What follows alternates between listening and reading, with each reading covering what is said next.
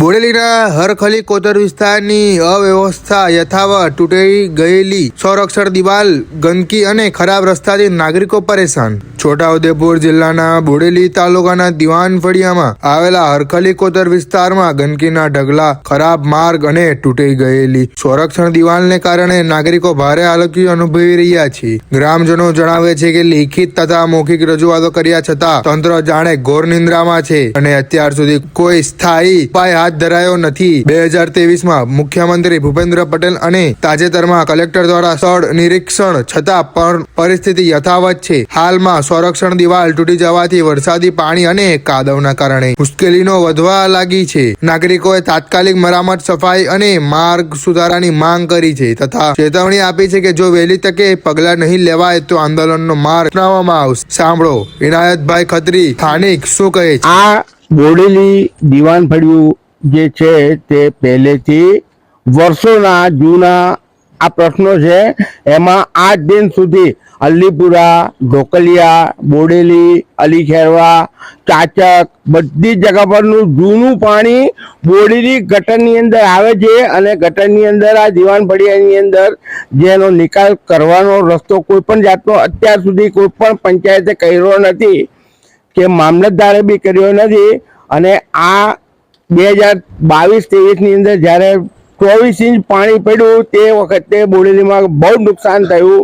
બોડેલી અલીપુરાની અંદર બી પાણી બેસી ગયું હતું, ઢોકલિયાની અંદર, બોડેલીની અંદર દરેક જગ્યા પર ઘરોની અંદર 10-10 ફૂટ પાણી હતા। તે ટાઈમની અંદર ભૂપેન્દ્ર પટેલ સાહેબ બીજે દિવસે બોડેલીમાં આવ્યા હતા, કલેક્ટર સાહેબ બી આવ્યા હતા, મામલતદાર બી આવ્યા હતા, પંચાયતના બધી જ પંચાયતોના સ્ટાફ બી આવ્યા હતા।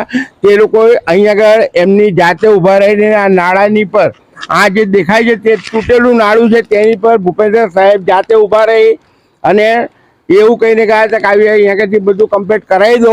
બધી પંચાયતોના સરપંચ, તલાટીઓ, મામલતદાર બધાની રૂબરૂમાં કહીને ગયા હતા। તેનું આજ દિન સુધી કોઈ પણ જાતનું નિરાકરણ આવ્યું નથી અને અમારી બોડેલીની ગટરનું કોઈ પણ જાતનું સાફ સફાઈ થતી નથી, આગળ પાછળનું કશું સાફ સફાઈ થતું નથી। અમારા બાળકો બીમાર થાય છે, આવવા જવાના રસ્તાઓ બંધ થઈ જાય છે। જરાક પણ પાણી પડે, વરસાદ પડે એટલે આખા ગામનું પાણી બોડેલી કોટરની અંદર આવે, તે કોટરનો કોઈ પણ જાતનો નિકાલ કરતા નથી। વારંવાર રજૂઆતો કરવા છતાં પણ કોઈ પણ જાતનું નિરાકરણ ના આવે એના માટે અમારે આ બોલવાનું થયું છે અને હવે અમારું કોઈક નિરાકરણ આવે એવી અમારી માંગ છે। ઇનાયતભાઈ ખત્રી। ચોથા મહિનામાં વરસાદ પડે તો તારનું ભરાઈ ગયું છે, આ બધું થઈ ગયું છે 9મા મહિનાની 4મી તારીખનું અને કલેક્ટર આવીને ગયા છે, દેખીને ગયા છે, હજુ કશું થયું નથી અને ઘરમાં છોકરા બીમાર પડે છે અને ગંદકીના કારણે અમારે તો મોંઘવારી ચાલ્યા કરાવવું પડે તમારે કોઈ પણ એના રીતે કલેક્ટર આવે છે દેખીને ઉભું રહેવો છે તો પણ નહીં ઉભું રહેવાય તમારાથી।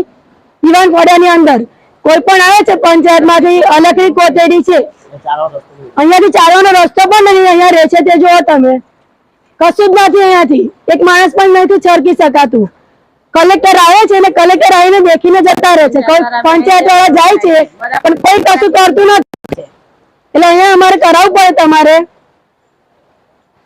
અહીંયા એવું છે બતાવો, અમારા છોકરા મચ્છરના એના કારણે બીમાર પડે છે, ઘરે ઘરે ડેન્ગ્યુ થઈ જાય છે,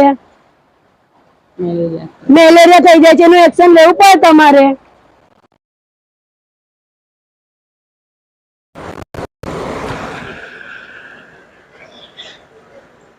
કલેક્ટર પણ આવે છે તે પણ કશું નથી કરતા, પંચાયતમાંથી આવે તે પણ નહીં કરતા, કોઈ જ કશું કરતું નથી, કોઈ જતા જ રહે ખાલી, કોઈ જ કશું કરતું નથી। જોઈ જોઈને જાય તમારા છોકરા બીમાર પડે છે ઘડીએ ઘડીએ,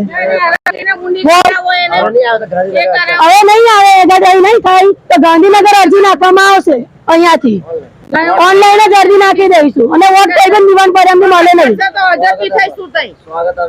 સ્વાગત નું કરી દઈશું, સ્વાગત ઓનલાઈન માં કરી દઈશું અરજી। રિપોર્ટર શકીલ બલોચ દ્વારા છોટાઉદેપુર। આવી વધુ માહિતી માટે જોડાયેલા રહો સરદારનો અવાજ સાથે।